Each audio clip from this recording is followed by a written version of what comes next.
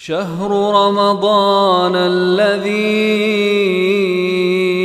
أنزل فيه القرآن. الحمد لله والصلاة والسلام على أشرف الأنبياء والمرسلين وعلى آله وصحبه وسلم. Obadde okimanyi nti ogumu ku mirimu egy'ebbeeyi ennyo okukolebwa mu kiseera kino kye tulimu ekya Ramadhaani gwe mulimu gw'okusaddaaka.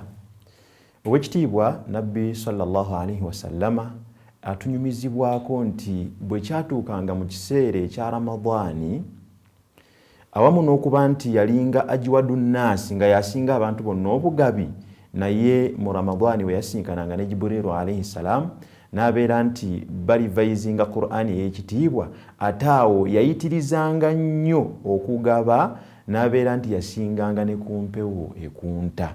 N'olwekyo tujjumbire nnyo okubeera nti tugaba nga tuyambako abantu abeetaavu. Gwe tunuulira empeera owekitiibwa Allah subhanahu wa ta'ala gye yalaganyisa abantu abagaba, abantu abasaddaaka, n'agamba nti mathalu alladhina yunfiquna amwalahum fi sabilillahi kamathali habbatin ambatat sab'a sanabil fi kulli sumbulatin mi'atu habba.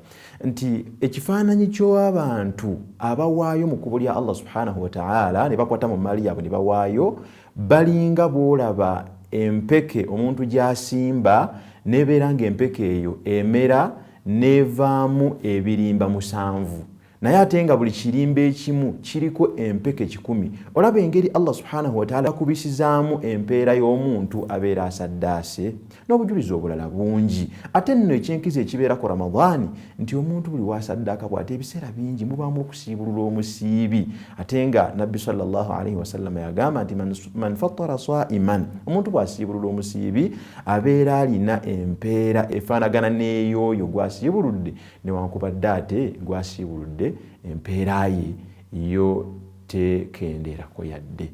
Tusaba Allah subhanahu wa ta'ala tuteeke mu bantu abanajjumbira okuwaayo, okuliisa, okusiibulula n'okuyambako, ate abeerenga atuwa empeera enzijuvu. Assalamu alaikum.